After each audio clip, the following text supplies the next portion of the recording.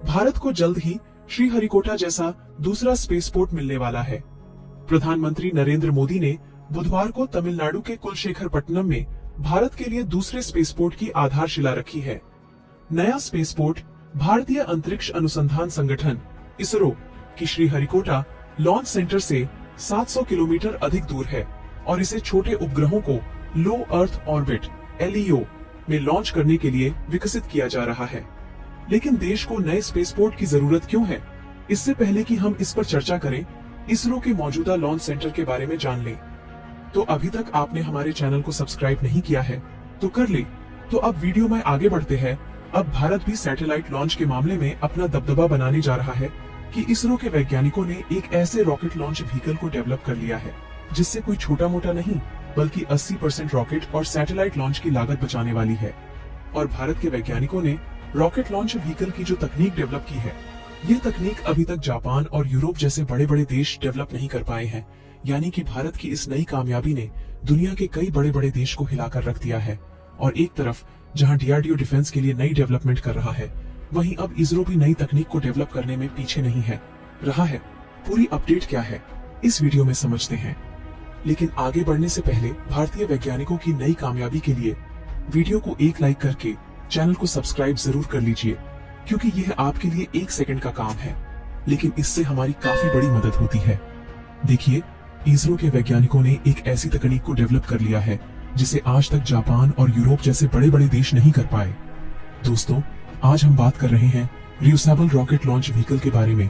सफलतापूर्वक मैन्युफैक्चर कर लिया है और भारत की इस डेवलपमेंट से चीन और जर्मनी की बेचैनी बढ़ चुकी है, क्योंकि यह एक तरफ जहां भारत की टांगें खींचना में जुटे हुए हैं कि भारत आगे ना बढ़ पाए, वहीं भारत इन देशों को पीछे छोड़ने की तैयारी बना रहा है।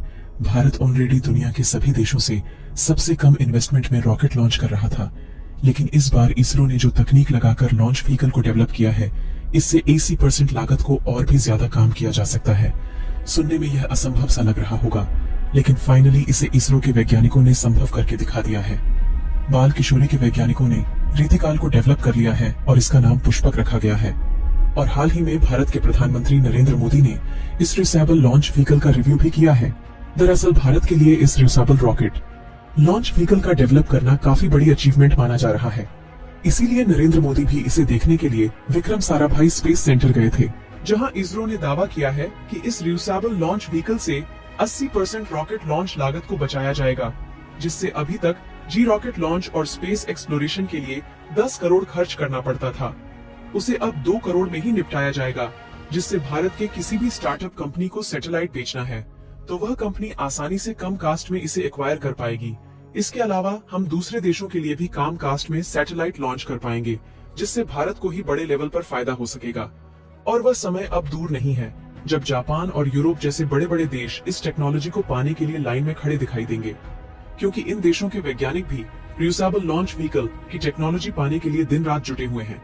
लेकिन अभी तक इस टेक्नोलॉजी पर सक्सेस नहीं मिल पाई। आपको बता दें कि इसके लिए इसरो के वैज्ञानिक 4-5 साल से नहीं बल्कि साल 2012 से ही रियूसेबल लॉन्च व्हीकल बनाने में जुड़े हुए हैं। लेकिन इसकी टेक्नोलॉजी पर काम करके इसे बनाना इतना भी आसान नहीं था। इसीलिए लगभग 14 साल बाद भारतीय वैज्ञानिकों को सफलता मिली है। और ये भारतीय वैज्ञानिकों के लिए काफी गर्व की बात है कि उन्होंने उसे टेक्नोलॉजी को डेवलप करके दिखाया, जिसे दुनिया के कई बड़े बड़े देश भी नहीं कर पाए।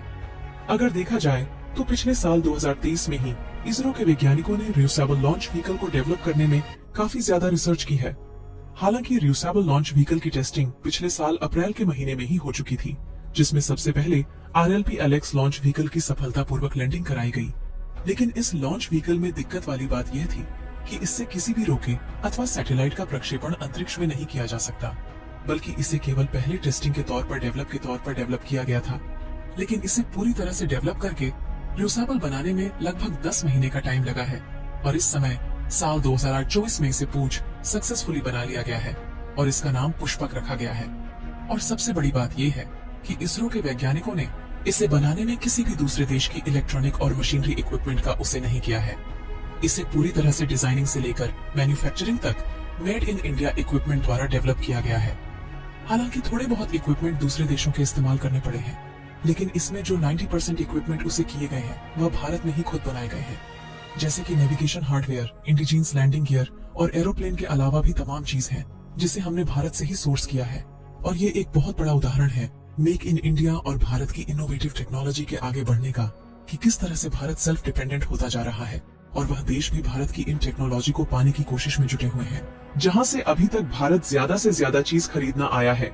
और इसकी सबसे बड़ी बात यही है कि पुष्पक RLB विमान फुली रियूसेबल बनाया गया है, जिससे किसी भी प्रकार के रॉकेट को लॉन्च कर सकते हैं और एक बार रोके को लॉन्च करके दोबारा इस लॉन्च व्हीकल की लैंडिंग आसानी से हो सकती है, जिसकी टेस्टिंग पिछले साल अप्रैल 2022 में ही एल अभी भी कल द्वारा किया जा चुका है, जिससे पुष्पक केरल भी लॉन्च व्हीकल के लिए दोबारा से लैंडिंग में भी किसी भी प्रकार की दिक्कत नहीं आने वाली। और इस बार इसरो ने जो Pushpak RLB launch vehicle develop किया है, ये किसी भी सैटेलाइट को स्पेस में डालकर फिर से एरोप्लेन की तरह लैंडिंग करेगा, जबकि पहले की जो लॉन्च व्हीकल होते थे वह सैटेलाइट को अंतरिक्ष में डालकर पूरी तरह से नष्ट होकर समुद्र में गिर जाते थे। लेकिन पुष्पक लॉन्च व्हीकल से जितनी चाहे उतनी सैटेलाइट को बार बार स्पेस में छोड़ा जा सकता है। और भारत के अलावा देखा जाए तो चीन भी यूएसएबल रॉकेट पर काम कर रहा है, लेकिन सक्सेसफुली अभी चीन डेवलप नहीं कर पाया है। हालांकि इसकी टेस्टिंग में चीन भी सफल हो गया है, लेकिन अभी तक लॉन्च व्हीकल को सक्सेसफुली डेवलप नहीं कर पाया है जिससे वह रॉकेट को लॉन्च कर सके। और देखा जाए तो न्यू भी पूरा प्रयास कर रहा है रियूसेबल लॉन्च व्हीकल को डेवलप करने में, लेकिन वह इसमें सफल नहीं हो पा रहा है। और अभी तक भारत के अलावा अमेरिका की स्पेस एक, जो कि अमेरिका की स्पेस एक्सप्लोरेशन कंपनी है जिसके ओनर एलोन मस्क है, उन्होंने रियूसेबल लॉन्च व्हीकल को सक्सेसफुली डेवलप कर लिया है, जिससे स्पेस में सैटेलाइट भी लॉन्च किया जा चुका है। लेकिन अभी तक नशा यूएसएबल लॉन्च व्हीकल नहीं बन पाई है और अमेरिका के बाद भारत दूसरा देश बन गया है जो कि सक्सेसफुली रियूसेबल लॉन्च व्हीकल को बन चुका है, जहां ऐसा पहली बार हुआ है कि चीन किसी नई टेक्नोलॉजी में भारत से पीछे जा चुका है। और इस समय जिस तरह से इसरो के वैज्ञानिक कम कर रहे हैं, उसे आने वाले कुछ सालों में जो हमारी सैटेलाइट लॉन्चिंग होगी वह दुनिया की सबसे सस्ती सैटेलाइट लॉन्चिंग होने वाली है, जिससे वह समय दूर नहीं है जब जर्मनी, चीन और जापान जैसे देश भी भारत की टेक्नोलॉजी को पाने के लिए लाइन में खड़े दिखाई देंगे। बाकी आप लोग इसरो के वैज्ञानिकों की इस नई कामयाबी के लिए कमेंट बॉक्स में बधाई जरूर दें। और इसरो के वैज्ञानिकों ने सफलतापूर्वक पुष्पक लॉन्च व्हीकल को बना लिया, उसके लिए वीडियो को एक लाइक करके अपने मित्रों तक शेयर जरूर करें ताकि उन्हें भी जानकारी मिल सके। इसी तरह और भी नॉलेज वीडियो देखने के लिए चैनल को सब्सक्राइब करके बेल आइकन को जो पर जरूर सिलेक्ट करें। जय हिंद।